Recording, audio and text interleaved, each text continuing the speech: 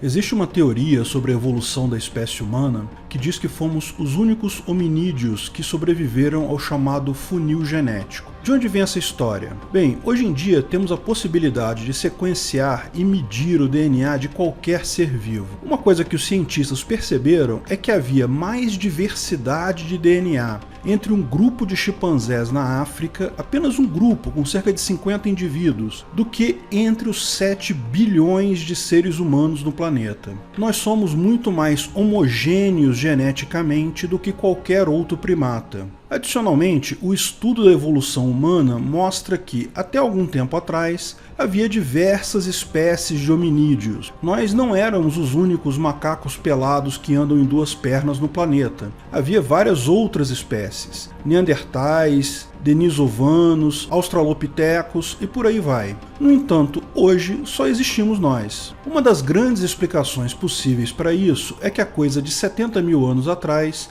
houve uma grande catástrofe natural. Não é algo simples. Para ser praticado com frequência, requer linguagem, requer pensamento simbólico, requer a teoria da mente. Falamos sobre a teoria da mente no vídeo Como Resolver a Questão da Maioridade. No final, só existimos porque fomos capazes de criar uma economia. Muito antes de haver dinheiro, muito antes de haver governo, trocas voluntárias já existiam e foram essenciais para que existíssemos hoje. Por que ter uma economia é algo bom? Por que fez tanta diferença? Por que ainda existem pessoas que acham que trocas voluntárias são algo ruim hoje em dia? Antes de continuarmos o vídeo, aproveite para curtir e se inscrever na página. Clique no sininho para ser avisado de novos vídeos. Afinal, o que é economia? Importante notar que esse não é um vídeo didático. Se você quer a definição formal, padrão MEC, como definido nas universidades federais brasileiras, ou conforme seu professor de economia usa, faça uma busca diferente no Google. O foco desse vídeo é a economia como vista pela escola austríaca e pelos libertários e anarcocapitalistas. Economia não é o mesmo que mercado. Seres humanos foram capazes de, há muito tempo atrás, usando comunicação e simbolismo, criar o mercado. Sim, há inúmeros indícios de que seres humanos, antes de dominarem o fogo, antes de inventarem a roda, de inventar a escrita, já possuíam um mercado de trocas bem desenvolvido e até relativamente globalizado. Talvez essa tenha sido a grande diferença entre nós e outros hominídeos, que também nos diferencia de várias outras espécies, mesmo espécies coletivas como formigas e abelhas. O mercado, a capacidade de realizar trocas voluntárias, é o que fez e ainda faz toda a diferença. A economia, por outro lado, é o estudo de como as pessoas se organizam para produzir e consumir os bens escassos em uma sociedade. O mercado é apenas uma das formas como as pessoas podem fazer isso. O fato é que existem recursos escassos na natureza. As pessoas precisam de determinados recursos para se manterem vivas e gostariam de ter mais de alguns recursos porque isso torna suas vidas melhores. Seres humanos e outros animais também sempre viveram às voltas com recursos escassos, desde a época das cavernas, comida, ferramenta, habitação, sexo. Tudo isso são recursos escassos. Existem várias formas de se obter esses recursos, produzi-los, obter por doação ou, por exemplo, obter os mesmos usando violência. De fato, a maior parte dos animais usa essa estratégia. Compete violentamente uns contra os outros por esses recursos. Mas nem todos os animais fazem isso. Primeiro, existem animais que criam regras de convivência pacífica por demarcação de território. Por exemplo, lobos fazem isso, marcam com urina o seu território, praticamente uma propriedade privada com o intuito de evitar conflitos. E isso é aceito pelos demais lobos exatamente porque isso evita conflitos. Outros animais vão além, como formigas ou abelhas, que têm sociedades complexas, até com divisão de trabalho. Mas, sem dúvida alguma, os humanos foram vários passos além disso. Ao usarem comunicação, acordos, contratos, valores simbólicos, dinheiro e diversos outros elementos, criaram formas totalmente inéditas para lidar com esse problema fundamental. Existem recursos cuja quantidade disponível não é suficiente para atender à vontade de todas as pessoas que querem tais recursos, é necessária, portanto, uma forma de coordenar o uso de tais recursos escassos ou então de definir alternativas para que a sociedade funcione de forma adequada e pacífica. Esse assunto sobre como o dinheiro e sociedades definem a alocação de recursos já foi tratado por filósofos desde a antiguidade. Sempre houve curiosidade sobre comércio, dinheiro, como essas coisas funcionam, mas ainda era tudo considerado parte da filosofia. A economia, como a conhecemos hoje, como um ramo à parte do conhecimento humano,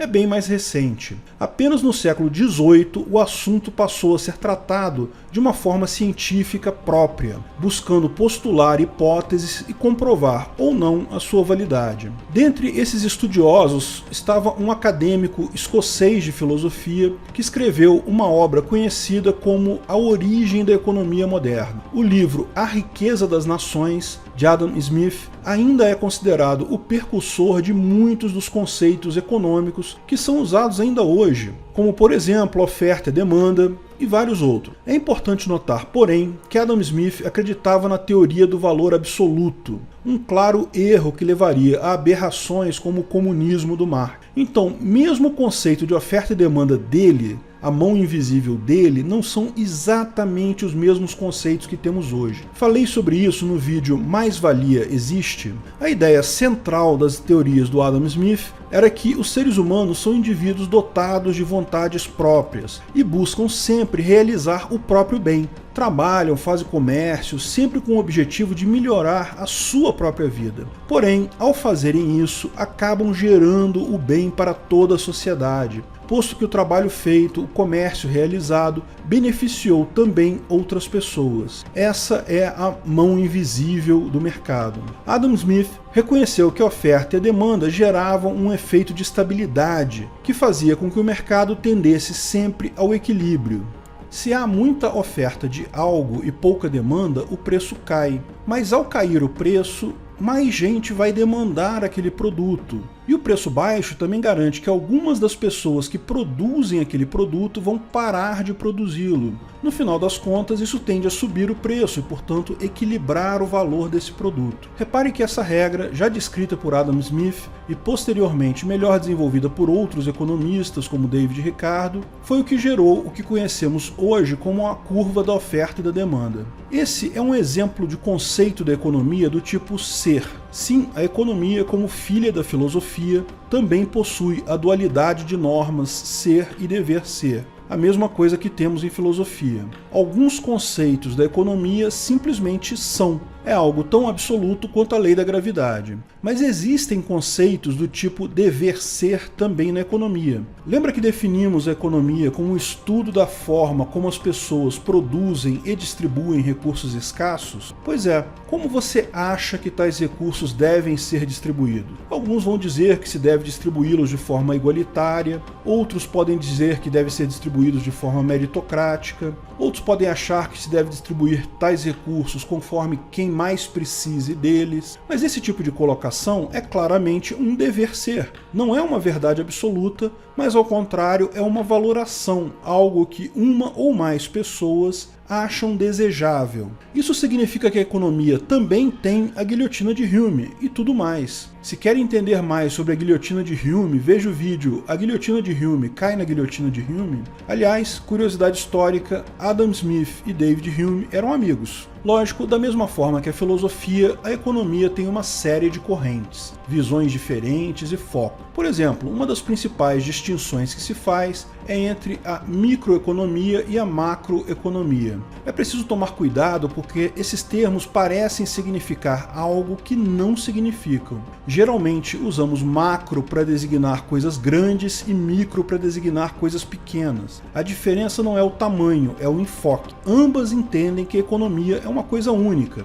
apenas buscam entender essa mesma coisa a partir de perspectivas diferentes. A microeconomia parte das ações dos indivíduos, do estudo de como as pessoas interagem no mercado ou outras situações para produzir bens e serviços, consumir esses bens e serviços, para ir derivando normas e hipóteses até buscar entender toda a economia dessa forma. Coisas como a curva da oferta e da demanda são tipicamente produtos da microeconomia, embora existam para qualquer economia, de qualquer tamanho, em qualquer lugar. A macroeconomia, por outro lado, parte do estudo de indicadores globais para tentar compreender o funcionamento da economia como um todo. Os conceitos mais comuns de macroeconomia são PIB, inflação, taxa de desemprego e outras coisas que permitem entender como a economia opera olhando de fora, olhando de cima dela. De novo, a ideia é sair desses indicadores globais para chegar no entendimento de toda a economia.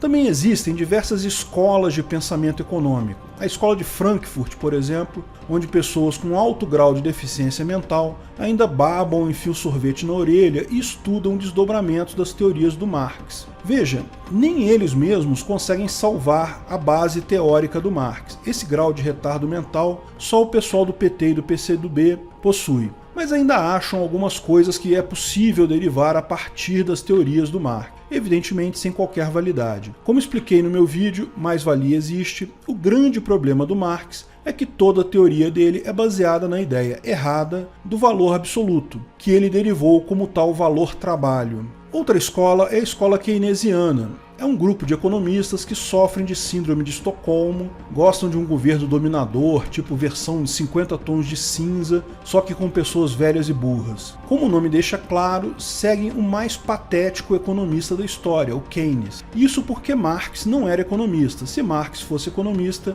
Keynes seria o segundo economista mais patético da história. Basicamente, o retardado do Keynes tinha várias ideias toscas acerca de como o mercado é imperfeito, e isso gerava problemas monetários e que a solução para isso era o governo imprimir e injetar dinheiro na economia. Todas as vezes que os planos de Keynes foram tentados, deram merda. Tipo Marx. Implementaram os planos de Keynes na crise de 29. E o que aconteceu? A crise durou 15 anos para acabar, devido justamente às besteiras ditas pelo Keynes. Não tivessem feito nada, teria acabado mais rápido essa crise, como acabaram mais rápido todas as crises que vieram antes dela. Falei sobre essas teorias furadas do Keynes no vídeo Quem Causou a Crise de 29. As aplicações mais recentes das teorias do Keynes aqui no Brasil foram com o Guido Mantega, que destruiu a nossa economia por toda uma década.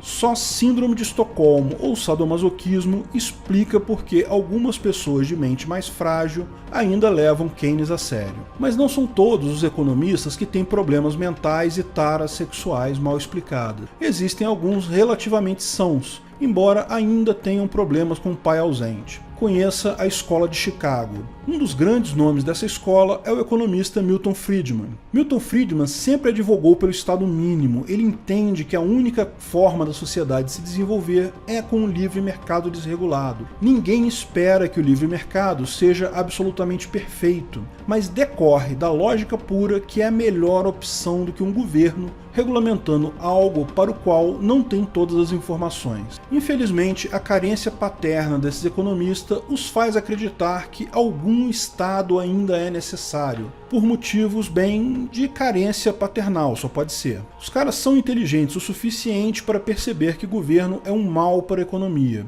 Por que seria um bem para qualquer outro aspecto da vida em sociedade?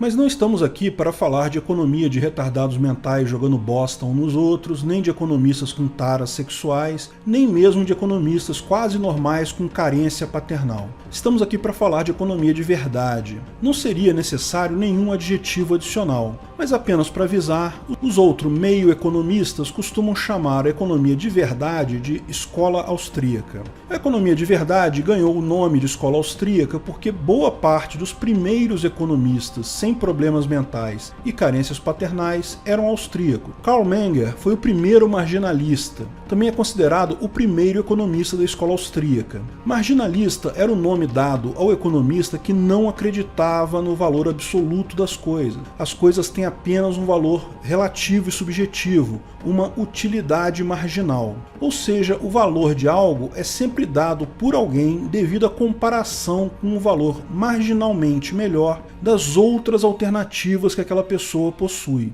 Não há valor absoluto das coisas. Isso é meio que óbvio hoje, certo? Não importa quanto valor você dê, outras pessoas podem não dar o mesmo valor que você para determinada coisa. Não existe valor absoluto para nada. Hoje em dia, ninguém mais chama economistas de marginalistas porque todo mundo concorda com isso. Todos os economistas hoje em dia são marginalistas e por isso não se usa mais o nome. O chato disso só é que teve um cara que baseou toda a teoria dele no valor absoluto das coisas. Pois é, quando Karl Marx escreveu O Capital, Karl Menger já havia publicado a sua teoria do valor marginal, que destrói qualquer possibilidade de haver um valor absoluto das coisas. Marx não conhecia esse paper ou preferiu ignorá-lo. Esse descuido acabou matando milhões de pessoas em regiões que embarcaram nas ideias que, quando foram publicadas, já se sabia que não havia possibilidade de estarem corretas. Foram inúmeras tentativas fracassadas de implementar tais ideias furadas. Milhões de pessoas morreram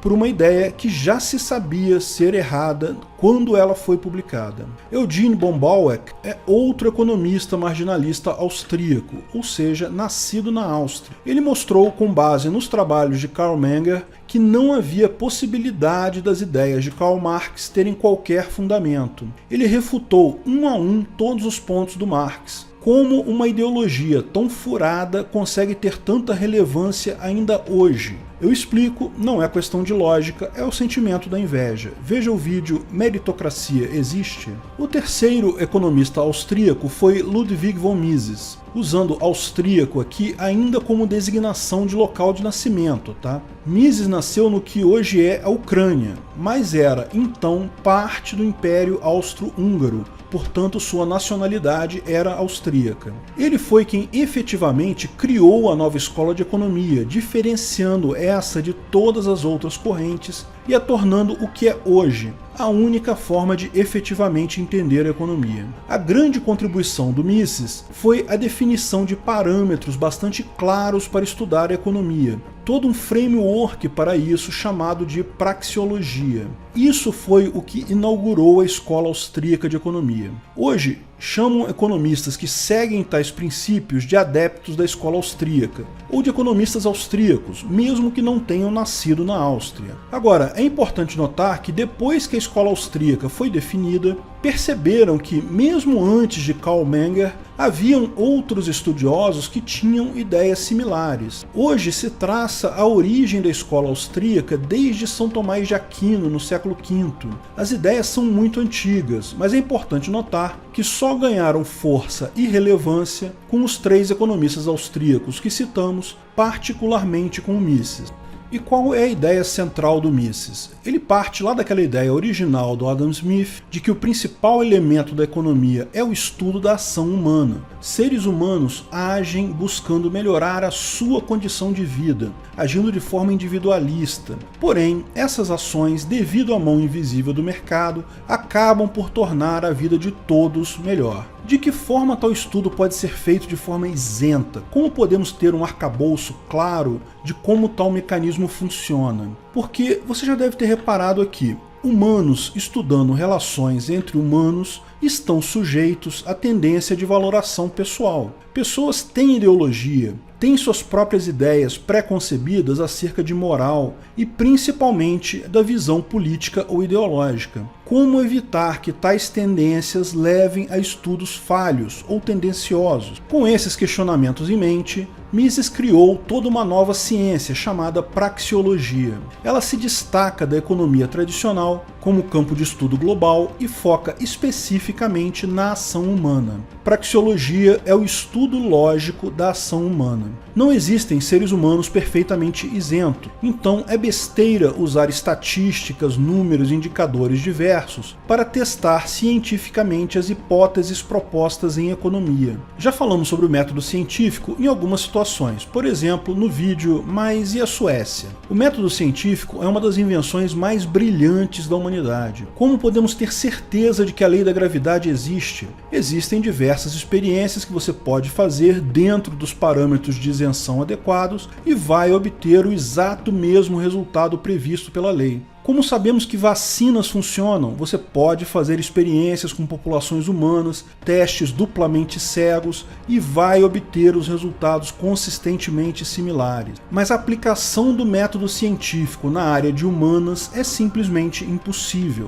Não existem experiências reproduzíveis possíveis em história, direito, economia ou qualquer área de humanas. Alguém pode tecer uma hipótese econômica, digamos que emitir mais dinheiro é algo bom, como de forma simplificada foi o que o Keynes disse. Como podemos testar tal hipótese? Precisaríamos de um grande número de países similares que receberam tal incentivo, contrastando com um igual número de países que não receberam tal incentivo. Mantidas todas as demais condições econômicas idênticas, isso deveria se mostrar através de covariância. Mas ora, isso não existe. Não há como criar 100 Brasis, em 50 deles fazer tal medida, nos outros 50 não fazer tal ação e verificar a covariância na prática. Pegar países diferentes, épocas diferentes, te sujeita a resultados imprecisos, porque outras variáveis econômicas são diferentes. Por mais que se tome cuidado de considerar tais outras variáveis no tratamento estatístico dos dados, é impossível que o pesquisador conheça todas elas. Fatalmente haverá alguma subjetividade no estudo. Outro pesquisador fazendo a exata mesma medição pode chegar a valores diferentes. Um pesquisador de economia pode estudar a situação, pode definir uma hipótese, mas não tem como testar de forma repetível e isenta se a sua hipótese é verdadeira ou falsa. O que se faz nesses casos é usar covariância estatística, tentar neutralizar outras causas e garantir que determinada hipótese tem covariância positiva ou não, dessa forma provando ou desprovando tal hipótese. Mas isso não é uma forma absoluta de testar hipótese. Covariância não implica em causalidade. Ao contrário das leis físicas e da microbiologia, não dá para reproduzir a experiência. Ademais, a influência de fatores externos, a ideologia do pesquisador, a qualidade dos dados obtidos, diversos outros fatores podem ser muito significativos no caso. A possibilidade de estatísticas maceteadas ou alguns dados convenientemente ignorados é grande. Isso gera um fato importante. Não existe maneira de usar o método científico de forma isenta em ciências sociais, inclusive na economia. Isso não quer dizer que tais estudos não sirvam para nada, longe disso. Covariância é sim uma ferramenta importante. Reconheço que muitas hipóteses testadas são significativas, apenas indica que tais resultados precisam ser observados com ceticismo. Enquanto é claramente uma besteira alguém dizer que gravidade não existe, ou que vacinas não funcionam, é perfeitamente razoável contestar modelos econômicos, ortodoxos ou heterodoxos correntes. Se o teste de hipótese é algo inválido em economia, Mises se virou para outra forma conhecida de se estudar algo, a lógica dedutiva. A matemática ou lógica não segue o método científico também. Ninguém acha que 2 mais 2 é igual a 4 porque alguém foi lá, fez vários testes de hipóteses, fez vários experimentos, mediu os resultados e chegou a essa conclusão. Não, o método é diferente, parte-se da lógica dedutiva pura. Esse é o caminho da praxeologia. Sim, praxeologia não é ciência. Nenhuma ciência da área social é de fato ciência. A praxeologia é algo maior que isso, é baseado na lógica pura a priorística. É a única forma consistente e isenta de estudar economia e outras ciências sociais também. Lógico, aqueles pesquisadores tendenciosos todos torcem o nariz. Algo lógico não pode ser valorado. Na praxeologia só existem normas do tipo ser. Não há o dever ser na praxeologia por sua natureza. Mas essa é a beleza da coisa. A praxeologia define um núcleo duro das normas. A organização social humana pode até incluir outras normas de dever ser. Ou seja, pode-se sim colocar valores além desse núcleo duro, mas é besteira querer discutir esse núcleo duro que pode ser derivado logicamente. Querer alterar as regras praxeológicas básicas é o mesmo que querer fazer coisas flutuarem no ar sem energia. As regras básicas praxeológicas são leis absolutas, tais como a lei da gravidade. Não há como valorar a gravidade. Ah, mas seria bom para a nossa sociedade se a gravidade fosse um pouco menor. Vamos fazer uma lei para diminuir a gravidade em 1/4. Não funciona, da mesma forma que não funciona congelamento de preços, comunismo e outras besteiras. Elas vão contra o núcleo duro das leis praxeológicas. Como começa o estudo da praxeologia? Bem, começa com uma constatação inegável. Uma constatação inegável é quando qualquer tentativa de desprovar aquela afirmação, por lógica, prova essa afirmação. Por exemplo, Mises afirma uma verdade inegável que é: a ação humana é um comportamento com propósito. Você pode dizer que não, pode negar essa afirmação, mas estará realizando uma ação humana para isso, com um propósito, correto? Então, por pura lógica, tal afirmação é necessariamente sempre verdadeira. Parece muito com a ética argumentativa, não é mesmo? Veja o vídeo O que é a ética argumentativa sobre isso. A partir dessa única verdade inegável, Mises deriva diversos conceitos, propriedades e normas que são a verdadeira base da economia. Bom, esse é o primeiro vídeo de uma série de vídeos em que vamos explorar os diversos conceitos da economia. Todos esses conceitos, propriedades e normas serão explorados nos próximos vídeos. Importante entender que a grande contribuição da economia enquanto ciência foi dar origem à praxeologia. Alguns podem alegar que a praxeologia não é a teoria mais aceita na academia, que a academia rejeita a escola austríaca. Para esses, eu deixo uma história simples. Houve uma época em que a química desbancou a alquimia. A alquimia era o pensamento mainstream, afinal prometia ouro. Tal como a economia de algumas escolas promete resolver o problema da desigualdade. A química, coitada, era só uma curiosidade, porque não prometia tanto quanto a alquimia.